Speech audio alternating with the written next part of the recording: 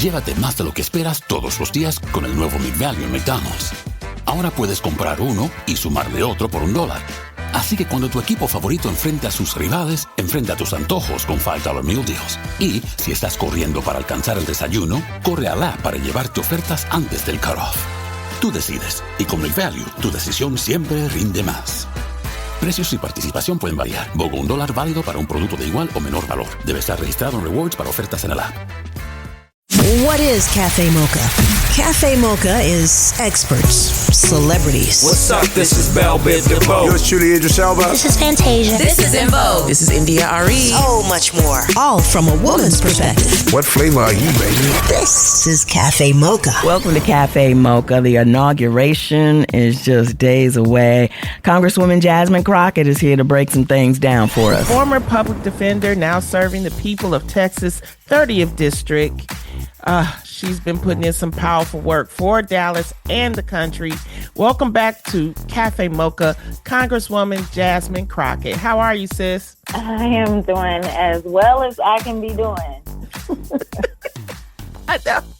How are you feeling post-election? You know what? I honestly still haven't talked about the election. I'm going to tell you, it is akin to having somebody very close to you dying and you still haven't really accepted the fact that they're dead. Mm-hmm. I don't know that, and this isn't to say that I'm not accepting the election results, blah, blah, blah, but accepting the reality that we are walking into, I'm still like, no, really? Mm-hmm. Like, no, mm-hmm. Right? So I think it still is going to take me a little while. I think, obviously, in January when we swear in, and then ultimately when the president-elect swears in, I probably will have some very strong words for how I'm feeling post-election. Mm-hmm. But right now, I really want to focus on how much can we do to protect the American people from what I truly imagine is going to be a tsunami of BS coming our way. Mm-hmm. Let's go back to the election night and the results. Black women are very weary. What do you think it's about? What do I think it's about? Yeah. Okay. All right. Yeah. Okay. I just had to make sure you wasn't serious. Listen, like we know that Black women have stood 10 toes down for a party and honestly a country that truly isn't deserving of our labor. And this has been since the moment they stole us off the slave ships. We have constantly poured in and given our all and given more than we probably will ever be able to reap out of this country. And, this loss was not really, as I traveled the country, I would tell people all the time that Kamala Harris is going to be okay. The question is, are we going to be okay if for some reason she doesn't ascend to the presidency? But people have decided that they want to cut off their noses to spite their faces. Mm-hmm. And while, as Black women, I think the 92% did stand up as we normally stand up, it was with a little bit more straightness in our back, right? Because now it was like, you know what, they have finally decided that it's not just good enough that we do the work in the field, but that we deserve a seat at the table.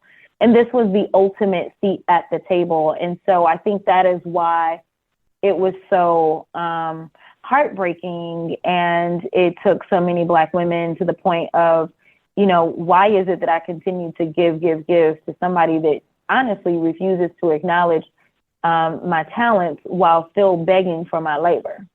Mm-hmm. Definitely. I mean, and a lot of Black women have made a vow to remove themselves. What do you think happens if Black women keep their word and remove themselves from dealing with candidates and campaigns? Well, Democrats are done, but some would argue that, we're on the cusp of that right now. We are a foundation. What happens to any house when the foundation is shaky? Mm-hmm. That's not the house that you want to be in, right?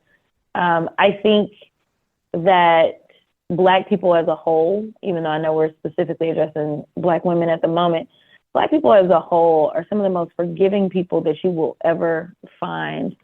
And it is our heart for forgiveness that I think that once we get to the point that we heal, or have some semblance of healing, that we will say, you know what, it's bigger than us.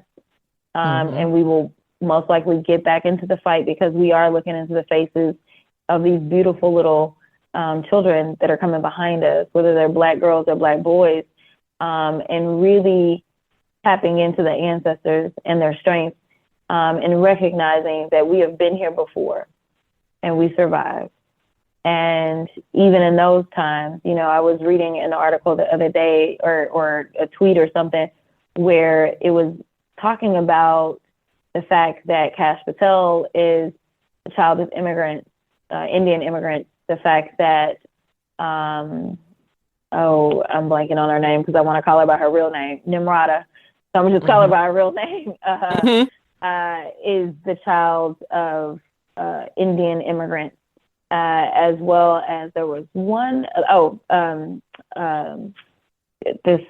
whatever that crazy boy's name is, gonna do the Doge thing. I can't think of his name right now either. But either way, that he's the child of Indian immigrants.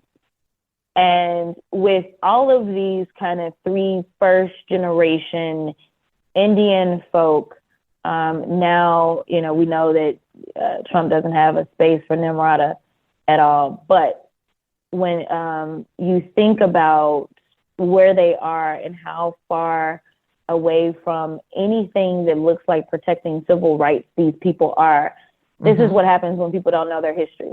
Because it was my ancestors that fought for the civil rights and liberties of all. While you may have seen so many Black folk on the front lines, it was their immigrant parents that benefited from the civil rights movement, and they have the audacity to stand with white supremacy in this moment. It is truly astounding, but that is what happens when you fail to teach our shared history to everybody, and allow them to soak up and understand how you came to be in the space that you're in. And so, you know, all of this has been by design, and I will give it to the Republicans. I think that they have played a lot more chess than checkers. I think that they played the long game, and Democrats kind of have been dealing with whichever dumpster fire exists at the moment, instead of really having a long-term strategy that could bring about some sort of stability to our democracy. More with Congresswoman Jasmine Crockett coming up.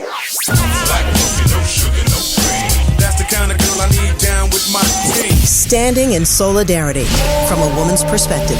It's Cafe Mocha. It's Cafe Mocha. Lonnie Love sat down with Congresswoman Jasmine Crockett. Let's get back into it. Talking about President Trump and these cast of characters that he is nominating. Congresswoman, do you think that they will get confirmation? I mean, you got RFK Jr. for health, like you said, Kash Patel, even a WWE CEO for Secretary of Education. Do you think that they will get confirmation? Listen, I mean, in a normal world, hell no. In this world, I don't have any answers. I mean, we are in uncharted territory. The fact that you had a guy who was under federal indictment, state indictment, all felonies, to the tune of almost 100 indictments, you couldn't have told me that America would have allowed him to be a major party nominee, let alone to actually win the presidency. So at this point in time, I think as I was sitting in a meeting, it looked like he is nominating Paul Manafort, who just got out of federal prison 4 months ago for something, right? So, like, don't tell me about, norms and what decency looks like. Don't tell me that qualified folk are being beat out of positions because of diversity. The reality is that y'all are the lowest of the low. All the things that you claim to be party of law and order, all that kind of stuff. That was always dog whistle for lock up as many people of color as possible. That is the only type of law and order that you were okay with because you set a completely different standard. Now, as somebody who did criminal defense work, I can't tell you how many of my clients that I ended up seeing in a revolving door because once they got a scarlet letter on their chest, they were unable to get housing. They were unable to get jobs. They were unable to go and try to pursue their college education because they could not get the loans that they needed. And therefore, they reverted back to something that they could do to take care of them and their families. Yet somehow, if you end up being a white man in America, so long as you are connected to the right other white folk, it's all good. We'll delete your record. We will delete and promote you. I mean, that's what's happened with the father-in-law to his, or the father of his son-in-law, who he ended up pardoning. And I don't remember an uproar about that. And child, I mean, he wasn't doing what they said Hunter was doing, honey. He was messing with the prostitutes, I believe. And so I'm just like, this is what we do. And now he's gonna be an ambassador. So I don't want anybody to talk noise about any of this. Like, if this is the game that we playing, then Democrats need to get in the game. I remember, and this final point that I'll say, I remember when, before I was even running for office at all, I wanted to get involved in the marijuana business. And I submitted an application, a number of applications actually in Ohio. And I remember as we were learning about, you know, this now new legal marijuana system and that kind of stuff, I was shocked to find out that anyone who had a record as it relates to drugs specifically was disallowed from participating in this newfound kind of legal gold mine. And I was like, so you incarcerated people for decades for growing, and you're telling me I can't go and hire the person that I know knows how to grow, right? And so it gets at the hypocrisy that we consistently see that is coming out of this country. And I just want people to be honest about it, right? Like, it's bad, and you got to be locked up if you are poor or you're a person of color. But if you're rich and or white, then all the rules change. And so as they consistently complain about a two-tier justice system, not just justice, everything in this country has been a two-tier system, whether we're talking about healthcare, whether we're talking about housing, whether we're talking about education, or whether we now are talking about literally who can hold office. You are talking about people that have records and can't go get jobs a lot of times, can't even go and work for the federal government because of your record, but you somehow are able to run one of the agencies? Give me a break. Unbelievable. This is like a nightmare, Congresswoman Jasmine Crockett. You're up there. What's the vibe right now on Capitol Hill?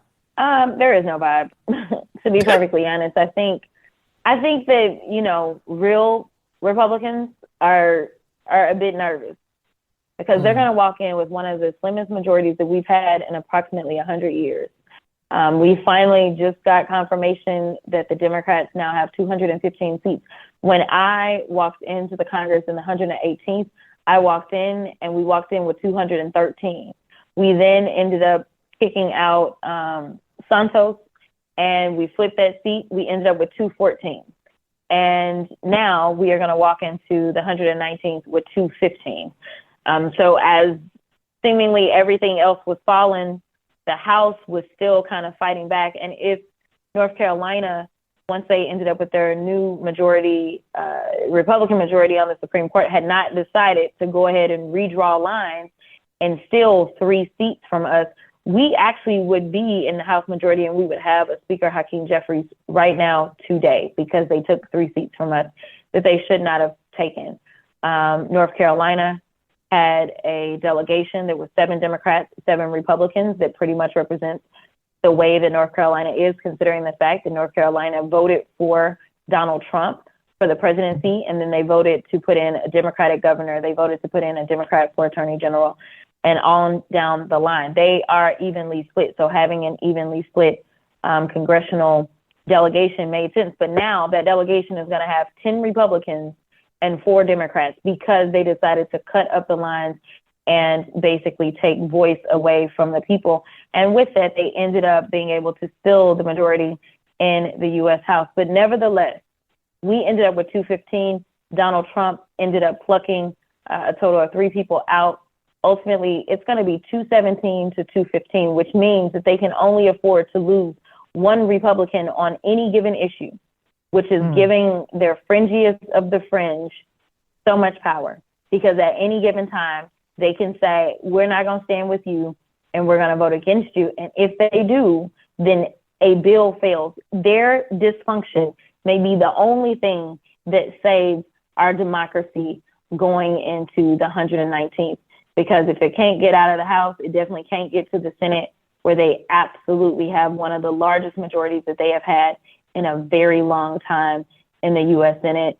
And it definitely can't get to the president's desk. So I am hoping that the House continues to fail like it has been, and that ends up being the ultimate protection for the American people. It's a great way to end this interview, because what I'm hearing, Congresswoman, is hope.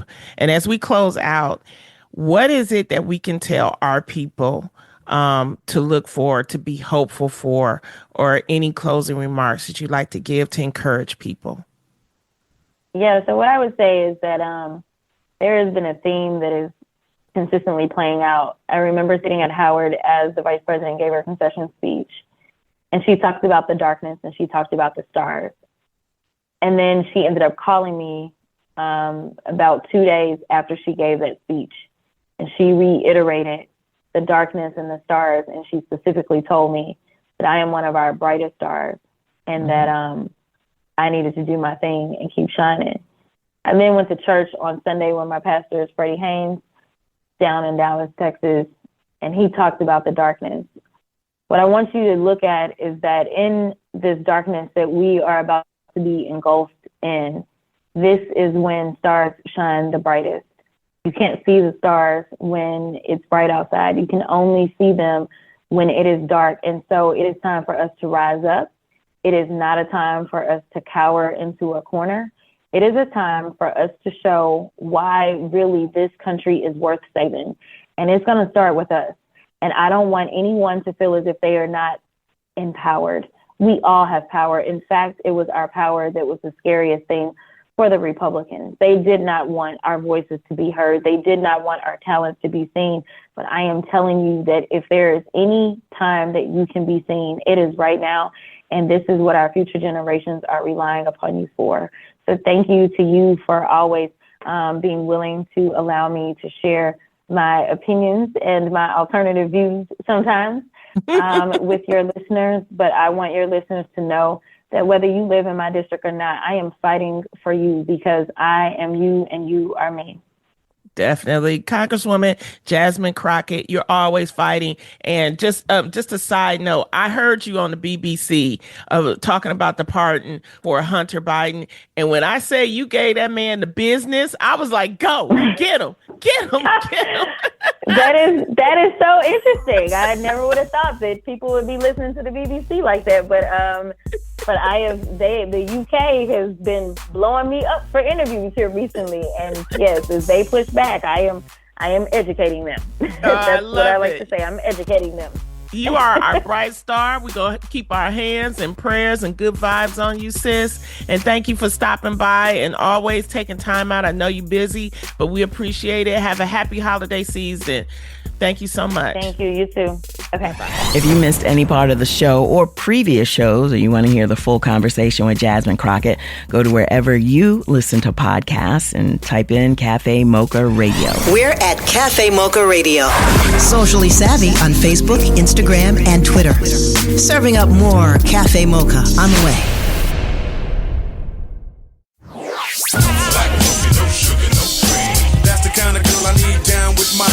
Standing in solidarity from a woman's perspective.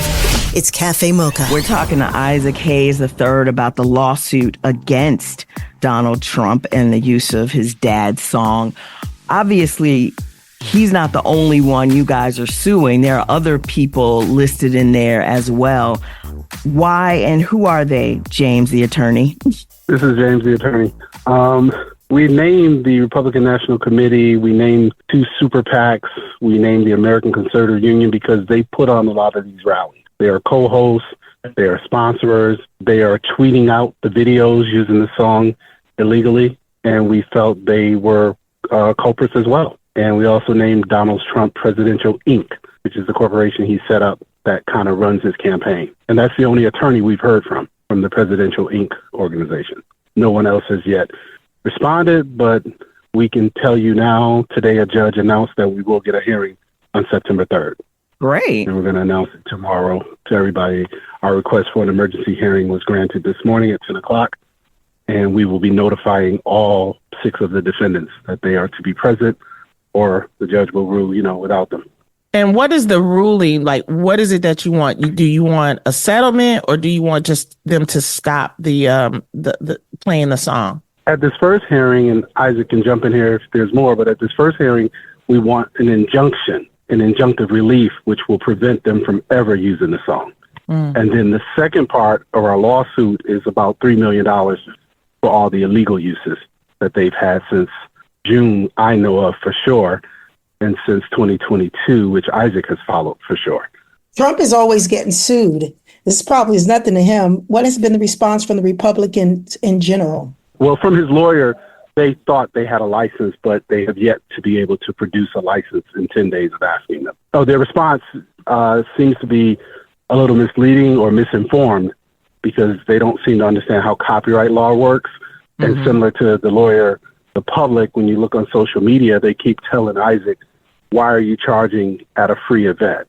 And they don't understand under copyright law, whether free or not free, this is not charitable purposes. So Isaac can use it. There's no fair use argument here. Where you use some music somewhere and you say it's fair use or it's a parody. This is an event that Donald Trump is having to raise money and to campaign and to do rallies to raise money. And Isaac Hayes and company should be paid for that use under copyright law. Give me my money. So how does it feel, Isaac, to hear, we all loved your father and his creative work. When you first, heard that it was Donald Trump using his creativity, how did it make you feel? Well, I definitely didn't like it. I've said, on multiple occasions that I am the brother to 7 sisters. My father was the father to 7 daughters, 7 black women, and Donald Trump has been found liable of sexual abuse.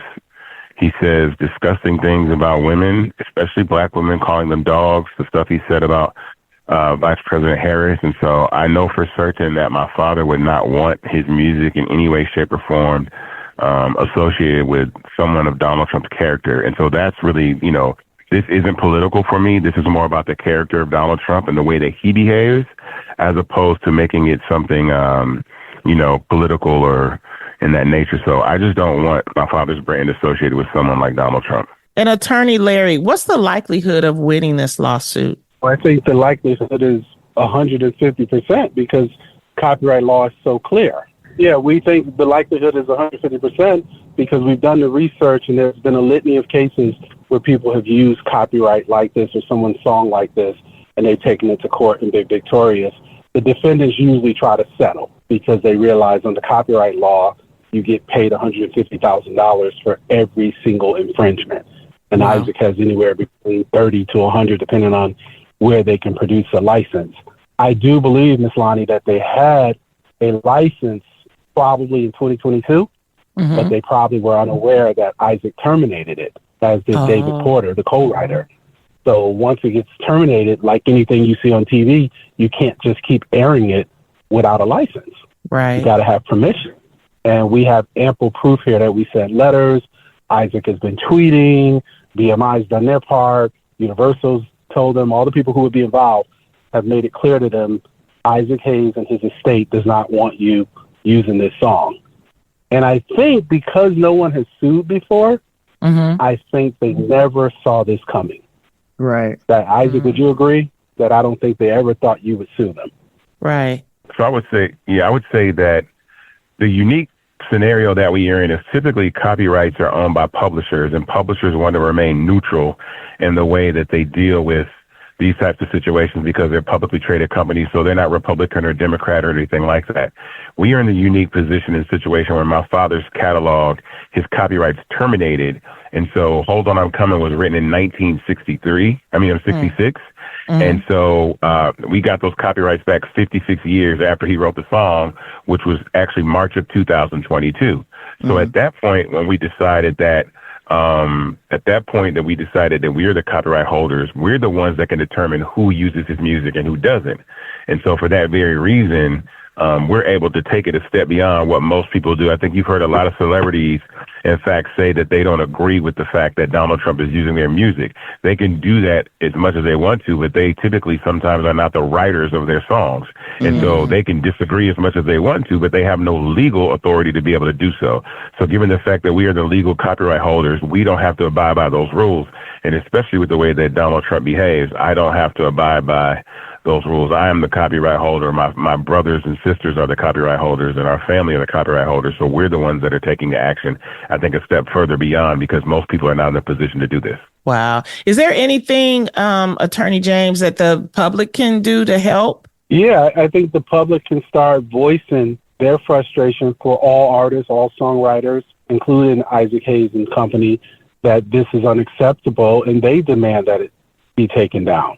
I think the public can start, petitioning the publishers, the record labels, to stop allowing Team Trump or any other team to use Celine Dion's music, or Pharrell, or who else, Isaac? It's a whole list of them. Guns N' Roses, Bruce Springsteen. Like, the publishers, because they're a publicly traded company, they're kind of looking the other way and acting like they're ignorant about how upsetting this is for these artists and songwriters. And I'm told Bruce Springsteen had to basically threaten to sue his publishers, allegedly to get them to stop allowing Trump and others to use his music. Right. So you won't hear Born in the USA. He can use Kid Rock. Use them. Oh, they don't have good songs. They don't have good songs. When we come back, we're going to talk about Isaac Hayes III's fan base app. This is Cafe Mocha.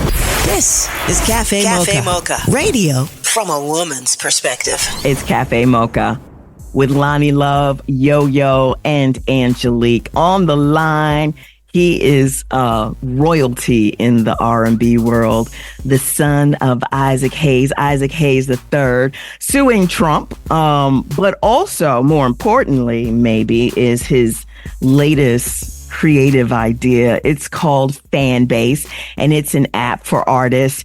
Isaac, can you tell us more about Fanbase, what it is, who it's for, how you came up with it? Yeah, so Fanbase is a social media platform for the entire planet. Any person that's on Instagram or TikTok, YouTube, audio chat app, X Spaces, Fanbase was built for you in the same fashion. The difference is that the platform does not suppress the view of the user, because these other platforms are run off advertising. And so therefore they have to limit your views, because if you could reach as many people, millions of people, then the brands would come and pay the user directly and not run ads on Instagram. So therefore that's what content suppression is about. So if you ever wonder why, somebody with 15 million followers only gets 100,000 views on their video or 200,000 views on their video, that's because it's intentionally being limited so that brands can't come and pay them to run ads on their page. Because once you added video to social media, everybody became a television network. It changed the entire way that social media works. And so my decision to found Fanbase was, one, to allow people to have followers for free, but also a subscription component where people can subscribe to you just like they would subscribe to Netflix, and also tip you for your content. Oh, wow. What sets Fanbase apart from other social media platforms, and how does it empower content creators, especially within the Black community? Well, I like to make the definition that as of 2024, every single person on social media is a content creator. So I use the word users because we're all content creators. If you comment under a post, you're a content creator. You are creating content that keeps people locked on posts that still they run ads in between. What separates Fanbase, I think more importantly, is that the platform was founded and actually allowed users to have equity in the platform. So I did something called equity crowdfunding to raise money. It's very hard to raise capital when you're a black startup. Less than half of 1% of all funding from VCs went to black founders in 2023. So less than half of 1%. I use equity crowdfunding, which is something that Barack Obama and Joe Biden put into law, which allows me to raise money from the general public. So anybody that's listening to the program can actually invest in Fanbase and have equity in it. I've done 4 of these rounds. The first 3, we raised a total of $10 million to build the platform and continue to scale it. And right now I'm raising $17 million on a platform called Start Engine. So if anybody's interested in investing and having equity in Fanbase, you can go to startengine.com/Fanbase to invest. What's important about that is the minimum to invest is $399. What's more important is that black culture is the economic engine of all things culture, but especially on social media. So we need to own the infrastructures of the things that we create. I can give you a litany of inventions by black people, but we do not own the infrastructure, such as ice cream, invented by a black man, but we don't own Breyers or Edy's. I can give you the golf tee, invented by a black man, but we don't own Titleist. I can give you the alarm system by a black woman, but we're not ADT and we're not Brinks, we're not Ring. So my intention was to build the infrastructure first, as all these other platforms are social media infrastructure, and then the creativity and the song and the dance and the humor and the wit of the black community come on these platforms and make them $100 billion, $300 billion, $1 trillion companies. And there's a small group of people that have equity in these companies that go on to have billions and billions of dollars and then build more apps and put their kids and grandkids and great grandkids through school and college and build generational wealth. So this is an intentional play also to spark generational wealth in the black community by owning a social media platform that we use. And I tell everybody, nothing speaks better for Fanbase than itself. The app itself is the best advertisement ever. This is a real deal social media platform built with solid technology, amazing individuals that I work with, and we've been able to build something fantastic. So I encourage all of you who are listening and all of you ladies definitely to come on Fanbase and build accounts. We've also filed patents to make it easy to join Fanbase on a couple of features. One is the fact that I filed a patent on something called content migration, which allows you to migrate all of your content from either Instagram or TikTok to Fanbase. And then it stays on Instagram, but all your content is imported. So your captions, your videos, your photos, even the stuff in your bio just imports over to your Fanbase page. So you're not starting with a blank profile. You can actually pick up right where you left off on Instagram or TikTok and bring it over to Fanbase. And now your content is somewhere where people can tip it that you've never been able to have before on Instagram. And you're making money on content that you never had a chance to make money before and have subscribers. Again, check out the new social media app for content creators who want to get paid for their hard work. It's called Fanbase.app. Want a little more of our flavor? Stay right there. It's Cafe Mocha. It's Cafe Mocha. On the line, Isaac Hayes III, talking about his app, Fanbase, and how to make money. Also on the line is his attorney, James L. Walker Jr. And once again, how can we go? What's the URL? Oh, so to invest, go to startengine.com/Fanbase to invest. The minimum to invest is $399. When you get there and you start to invest, you might see numbers that are higher to invest. Those are the average minimums that people are investing, like $1,000, $900. You got to manually enter $399 because I know that like $399 is a lot of money. And so, but I want people to understand that this used to be illegal. So all these apps that you know of, all these apps that you know of and that you're a part of, these platforms, they never, ever, ever allowed anybody to have equity in them the same way that we're allowing you to have equity in Fanbase. This was illegal. This was illegal before the Jobs Act, which is what Obama and Biden signed into law before 2015. This was illegal. So that's why it's extremely important that, you know, we take advantage of being able to invest in startups, especially tech startups, because that's the fastest way to grow wealth is through technology. You see NVIDIA, you see Facebook, you know, 10 of the top wealthiest men on earth are in tech, right? You take the top wealthiest men on the planet, eight of them are in tech companies. Larry Page, you know, Mark Zuckerberg, Elon Musk, you know, all these people that are part of technology companies. And so I want black people to be able to have, you know, millions and multi-millions and billions of dollars in the tech industry as well, but we're going to own it this time with infrastructure. Is there a way? Is you log in and the process if you wanted to invest? So Start Engine, so startengine.com/fanbase is a separate website from Fanbase. So Start Engine is an equity crowdfunding site. So there's other businesses on there that people invest in, but that's the way that you invest in Fanbase, is go to startengine.com/fanbase, and then that's where you invest. And so we've managed to, like I said, we've managed to raise $10 million in our first 3 rounds, and then $2 million of this new $17 million round we've raised. And so I want to have as many people on the cap table as possible, so that we, like I said, I'm tired of us being, customers to our own creations. I'm tired of us, being the ones that make these clothing brands, these record labels, these apps extremely popular, but then on the back end, the cap table and all the owners of these platforms are people that don't look like us, don't regard us, and then when it comes time to really step up, when we have social justice issues, or we have things that go on in our community, there's no money for us to do that, and so we're going to have to save ourselves in the aspect of investing in ourselves, taking some of this $1.8 trillion worth of black spending power, this annual black spending power, and putting it into technology companies, $500 at a time if we need to, but being able to scale those platforms to multi-billion-dollar platforms, then exit, and then we do it over and over again. If you go to fanbase.app, it's a free next generation social media app. It has all that information if you go to fanbase.app, and it can answer a lot of your questions.